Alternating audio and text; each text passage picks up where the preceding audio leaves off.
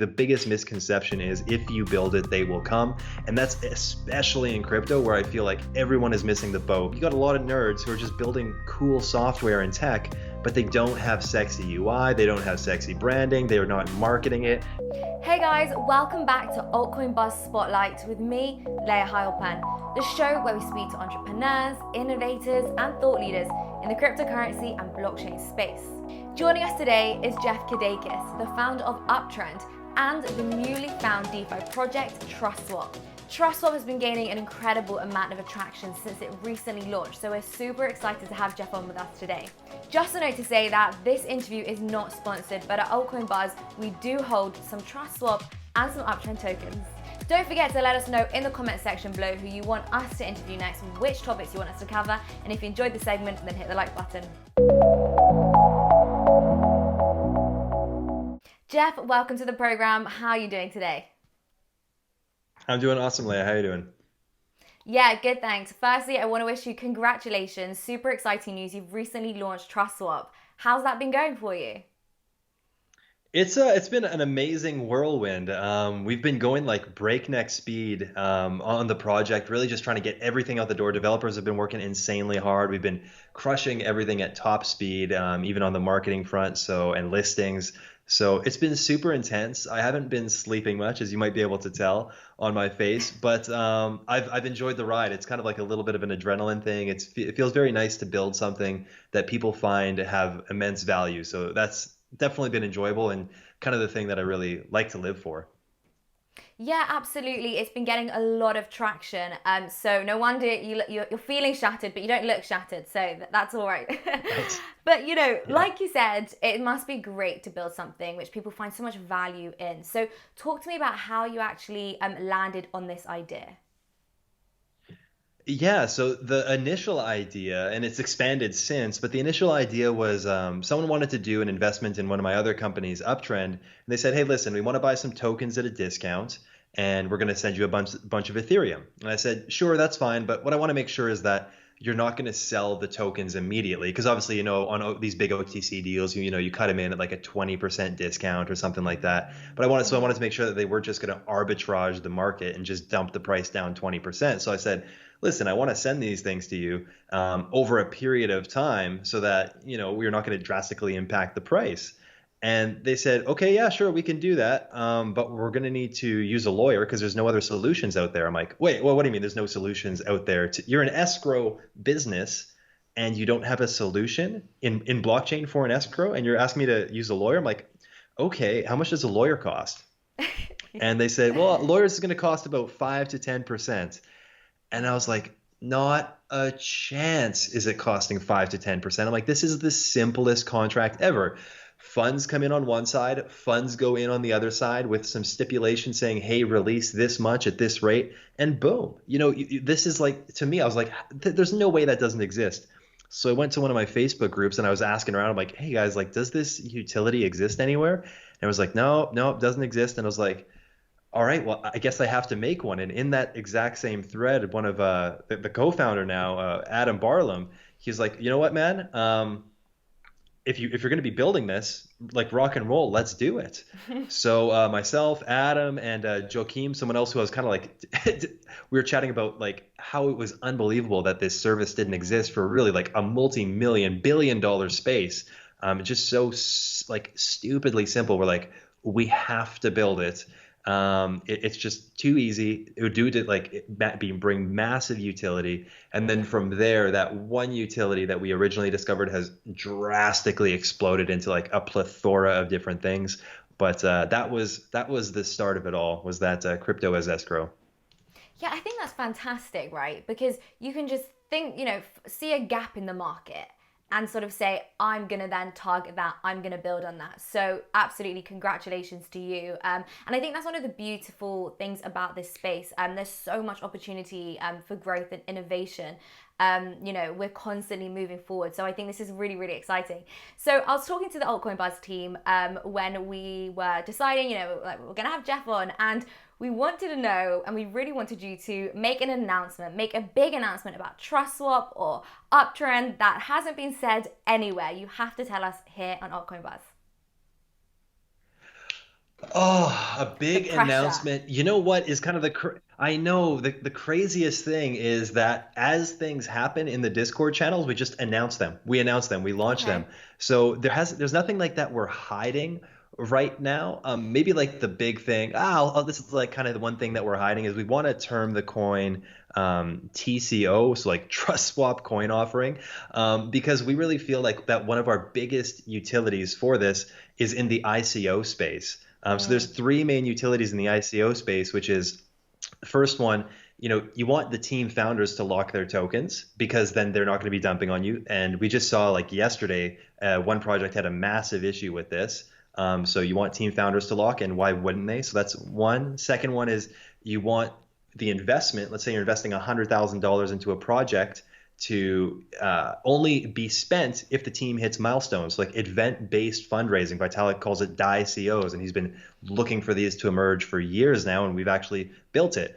So your money's only gonna get spent when the team hits certain milestones like listings or price or development milestones, testnet. And if they don't, you can actually take your money back. So that's super cool. And the third one is for investors, you can actually slow release their tokens over a period of time. So that you're making sure that your token is just not a quick pump and dump, and that everyone has like a long-standing interest in investing. So we're looking to kind of coin the term TCO. That's probably the biggest thing that's in hiding right now, and I guess it's open at this stage. yeah. We do want to become the gold standard in how people run ICOs, and I feel like it's actually a logical evolution that people are going to start saying, okay, well, why wouldn't people are going to demand this, I guess is what I'm saying. Like as an investor, hey team, why aren't you locking tokens? Hey team, why don't you agree to this event-based payment release? Hmm. You should.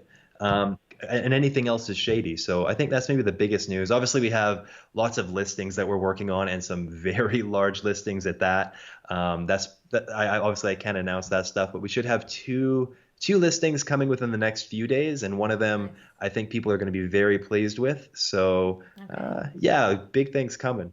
Yeah, I mean, if you're saying people are going to be very pleased with it, then I can only imagine then this is going to be a huge platform that you're secretly referring to. But I love that term that you coined there. Very smart, very brilliant. I think that will definitely stick in people's minds, right? People are going to remember that. So that's very, very important. But now that swap is getting just so much traction, and like you said, you've been pushing with marketing. What happens with Uptrend? Do you think you'll still have as much time to focus on it, or can other colleagues, other team members sort of deal with that? Yeah, so a lot of people ask me that question, and I think it's a relevant question. And kind of my first like knee-jerk response is always like, Elon Musk didn't shut down Tesla just because he started up SpaceX. Elon Musk is a thousand and one things going on, and I'm not pretending to be Elon Musk by any stretch, but it's definitely manageable to manage different projects when you have strong teams supporting it. And the Uptrend team is monstrous. Like I think people don't understand how many people are actually working on Uptrend. Like once you aggregate all the volunteers and the part-time contractors, we're a team of like 80, 90 people. So Hmm. it's huge, and everyone has their own little niche and area that they work in. So as long as you're guiding the project in the right direction, and I'm still allocating time to it every day, and I absolutely love it, and we're still crushing it. We're still, I believe, the number one most engaged blockchain social platform in the world. Even though our tokenomics still need to catch up. So it's great. I still love working on it, and yeah, the team is they don't even need to step up because I'm still there the entire time. But yeah, Nice. they still go hand in hand, very much so. Yeah, and to be honest, you make a very important point when you talk about Elon Musk, for example, because some of the greatest minds, the greatest entrepreneurs out there, they're juggling many different companies, many different businesses. So if that's clearly what you're striving for, to be that entrepreneur, to be that person that's building new innovative things for the space, then makes absolute sense. So we've spoken a little bit actually earlier before we came on this call about marketing and how that's been quite key for you guys. But take me through some of the main reasons why TrustSwap has actually gained so much traction at the moment, such a fast-paced community. Yeah, for sure. And like the utility, I think, comes first and foremost, because if you Yeah. don't have a strong utility and strong use case for the project, then, the hype never sustains itself for any period of time. It's just a big rise and a big fall. So that I think that's been the most foundational layer of it all. But of course, marketing plays massively into that. So we've had some like really nice partnerships. We've onboarded with Ivan on Tech and Boxmining, and I love both those guys. Michael and I, Boxmining, we lived in Bali together for 2 months. So I'm just bringing together like all the people that I enjoy working with and that I personally respect a lot. And yeah, just over the years, I've developed a nice network, and so we're just pushing that out and through the network, but also going super aggressive on the marketing side as well. I won't kind of like talk about all our plans, but we're going to be launching into Asia starting next week. We have like a big Asia marketing push planned, and that may coincide with the exchange listing. So maybe there's your kind of like sneak peek for altcoin buzz. And yeah, there you go. And yeah, so I'm excited for the week ahead. Let's put it that way. It's going to be a big one. Yeah, you mentioned Ivan on Tech and you mentioned Boxmining. So they've come on board as advisors. So firstly, I think, it makes absolute sense to choose the kind of people, that I guess you've lived with in Bali, you trust in such a crazy space right now. You've got to be careful with who you're picking, obviously. So what do they do? What is their purpose? What do they advise you with? Which areas do they focus on? Yeah, so I mean, for example, like Michael is, I'm sure people do realize how smart Michael is, but like this guy is a genius. He worked with video games for the longest time, like as like a game developer. And so he knows game theory, UI. He's been helping us out with balancer pools, with different marketing strategic connections. He's had ideas like, he's like, hey, you guys should like chat with this project and that project. Here's where I think you guys should align.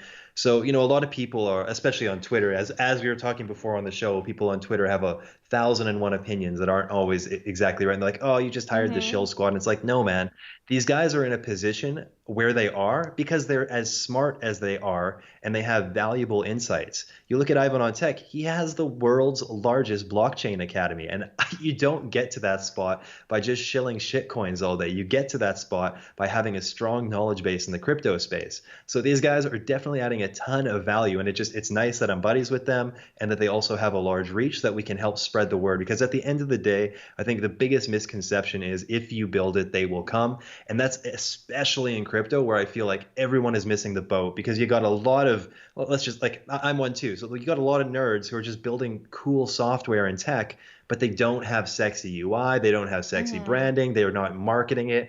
They just think, oh, this tech exists and people will use it. And, I was actually talking with Shash of Altcoin Buzz before, and I'm like, hey, man, like, here are use cases. And he's like, dude, like this one and this one already exist. I'm like, I have literally never heard of it. And he's like, yeah, nobody really uses it. And like, it's all hidden and it's like tough to use. I'm like, that's the problem, is that you got a lot of people who are building stuff but not marketing it and not putting it out to the public. And so that's what we're really looking to try to change, is make a brand that can just be an umbrella, like because TrustSwap is a DeFi ecosystem at its heart. It's not just like, this service and that service. We're really bringing it all together and going to be like tying it in with a decentralized autonomous organization that gets funded by the transaction fees. So we're really building a lot, and we're looking to be like this big, broad umbrella, just like a monolith in the DeFi space. So I think to kind of bring it all together, marketing is important, and these guys are adding a ton of value on top of it as well. Yeah, and I think you make such an interesting point about that sexy user experience, that sexy brand, because I think, I mentioned to somebody the other day, I said, what do you think some of the biggest issues are when it comes to sort of understanding crypto? And they said to me, what issues? Am I just being a nerd? It sort of all seems so simple. So, from an insider's perspective, right. These things just sort of seem so simple, but they're obviously just not by no means. So I think, user experience, branding, it is so important, especially if you're trying to push something forward and make way for mass adoption, really. So I just kind of want to compare with Uptrend, right? So do you plan to replicate a similar momentum that you had with Uptrend? I know we did chat earlier and you sort of mentioned it is a bit different, so I'll leave that with you. Explain. Yeah, with Uptrend, I think a big momentum push that's going to be coming very soon is the launch of our mobile app on Android. So we anticipate that should be ready in about 3 months from now. And once that app gets out, like the world lives on mobile, nobody lives on desktop. And when you're on mobile and you're scrolling through the web, the web version, it's good, but it's not as awesome as it could be. So we're really looking forward to having that app, make it easy, sleek. It looks great. So we're excited for that push. We're onboarding a ton of different people who are going to be helping with the marketing side of things in a more traditional sense to push it out. And we're also actively fundraising as well. So Uptrend is kind of like behind the scenes. Like TrustSwap's been very like, here's what we're doing, here's what's happening. Whereas Uptrend, like there's just a lot been in development and I guess behind the curtain, which in my eyes, I'm actually like really excited about because it's like going to be this like grand unveiling in the next few months. And I'm excited for what's going to happen. I'm very optimistic about it. So yeah, good things coming for Uptrend for sure. No question about that. Nice. Well, we're super excited to find out what's going on. That great unveiling, as you say, but I do want to focus a little bit more on TrustSwap because there are a lot of moving parts. DeFi is this buzzword in 2020, which seems to be an entire ecosystem which people are struggling to wrap their heads around. We seem to sort of do that every year, don't we, in crypto? There's always something new. So break down what TrustSwap actually does and how, you said it's not just one thing, it's DeFi and it's an entire ecosystem. So talk me through this. For sure, yeah. So the first, just to kind of reiterate a couple of the ones, then I'll expand from there. So the first one that kind of got it all started was escrow.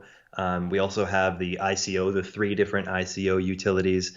A big one that I think a lot of people are going to really appreciate and that is going to really take off is crypto subscriptions. So right now, if you're any kind of business that wants to accept crypto, you can't accept monthly payments because you'd need to the customer would need to resubmit the payment every month. But I think it's also going to be insane for mass adoption because now it makes sense for people to accept crypto who have monthly subscriptions. So people who weren't accepting crypto before will be like, oh, well, yeah, now I can accept crypto. It's going to be lower fees than like the 2-3%, and there's no chargebacks. Because once it's paid, it's paid. So on a merchant standpoint, it's way better. And you don't just have to pay in swap. You don't just have to pay in ETH. You can pay in DAI. You can pay in USDT. So you can set up your subscription model with whatever currency you want. Or if you have your own ERC20 that you just started with a new project, you can set it up with that as well. So it's like this really dynamic crypto subscription ecosystem I think is going to just drive adoption forward. Well, maybe that's a little bit of an overstatement, but I think it's going to help. We're going to do our part. Yeah, no, why not? I like the overstatement. Yeah, sure. Okay, cool. It's going to drive it forward. Do it. I like it. Yeah, another one that people really like to think about that we have or like that they talk about is instant will execution. So you can set up a will. Like let's say, myself, I'm like, hey, listen, if I die, I want to send this crypto to that guy, this crypto here, and like set up like 5 different gateways or pathways where I want to offload my crypto when I die. So just set that all up. Hit the kind of lock button. And then if I die, anybody can come in who has that password. So it could be my lawyer, it could be my estate agent, it could be, my partner, my brother, whatever, whoever I give the password to, they just come in, enter it, super easy UI. That's going to be the name of our game, easy UI, and boom, off it goes. And instant sending. So those are 2. One that I'm super pumped about because I'm a little bit of an ETH fanboy, even though it's taken so damn long for ETH 2.0 to come out. But I find the Ethereum network is just so robust. You have so many amazing apps, wallets. You got Uniswap, Ledger, everything's just integrated with ETH. And it's the gold standard. If you want to list, if you're a new project and you're an ERC20, you're going to be able to list so cheap, so inexpensive, so easily. People love listing ERC20s. So what we're going to be introducing is something called wrapping as a service, where you can take any token from any chain and then wrap it one-to-one. So you could have, let's say, like Cardano launches and they have whatever token. So you're like Cardano Uptrend or whatever. And you're like, listen, I'm trying to list on exchanges, but the exchanges, when there's these like new chains, it costs a lot for these new integrations. So I'm going to wrap it one-to-one. So it's like on Ethereum. Now I can list on whatever exchange. I'm automatically listed on Uniswap. I'm already integrated with MetaMask. I'm working with Ledger. I'm like, from the time that I launch on this new blockchain, whether it's an existing blockchain or a proprietary one that you're building, you can just sync right into the Ethereum ecosystem. And you can switch back and forth with whatever token you want. So I see a lot of these blockchain projects going to be integrating with wrap tokens because it just makes sense. Yeah, that sounds really fascinating. I'm excited to see how this plays out because there's a lot of different wallets and exchanges and whatever that tend to be very much Ethereum specific, and it's irritating, when you sort of want what you want and it's Ethereum only. I've had that plenty of times, so this will be exciting to see. But just sticking with TrustSwap, so when is TrustSwap's mainnet actually getting launched? And I know you mentioned a couple of key events there, but take me through some events for Swap in the next 6 months. Sure, yeah. So the events are going to be happening really soon. So testnet we anticipate will be early August, and then we'll go through our audit, which we don't think is going to be too intensive. Our code is like, it's not the craziest code you've ever seen. It's like very simple contracts. Well, that's the layman saying it. I'm not building it, so I don't want to shit on our developers because they're doing amazing work. But it's not like this like big robust like entire blockchain that needs to get audited. So we don't. The reason I'm saying this, we don't anticipate our audits to take very long. So we anticipate that mainnet will be ready by the end of August, in about 1 month from now, and then from there off we go into not necessarily well, we will be marketing, but that's when we start to like actively pursue integrations and utility on the network. So reaching out to projects to use the ICO services, reaching out to hedge funds to use the escrow services, reaching out to different service providers to use crypto subscription services. So that's when things really start ramping up on a business development side once we hit mainnet. And that's when staking launches too. So stakers earn 80% of all transaction fees on the network. We burn 10%. It's awesome. Yeah, and then we burn 10% and 10% goes to the DAO. So it's a cool ecosystem, deflationary coin, and people love that. So exciting times ahead. Yeah, it sounds great. I'm excited for all of this. I love new products, love anything which adds value to my life, to the ecosystem. So yeah, I'm here for it. I'm excited for it. So let's talk a little bit about the utility of the swap token. Yeah, definitely. So at its foundation, Swap is a governance token. So if you were to submit a proposal saying, hey, I'd like to make a review video for TrustSwap, say at $10,000 worth of swap, then what happens is the people who hold the swap token can then vote on that proposal. So holding swap allows you to direct the network forward. Of course, it's also a deflationary token and a token that you can earn staking rewards with. So some great utility there. Now, Jeff, just finally to finish, like I said, DeFi is huge right now. You have to tell me, what are some of your favorite DeFi projects going on right now? There is a ton going on in DeFi. So, obviously this is such a easy one to say, but I think MakerDAO has made substantial shifts in the DeFi landscape for us. And maybe you could say my favorite would be Uniswap. If you count that as a DeFi project, I think I certainly would. It's decentralized exchanging of funds. So if I had to pick one favorite DeFi project, if Uniswap counts, I'm going Uniswap all day. Yeah, I think Uniswap counts. Some good choices there. Very similar to what I would have picked. I think a lot of people would have picked those too. Jeff, I want to thank you so much. It's been such a pleasure. Always love having you on. Full of energy, full of enthusiasm. So it's always brilliant. And I want to wish you the best of luck with those launches in August. We're very excited to see how it goes. Love it. Awesome. Thanks for having me on, Layah. It's always great to chat.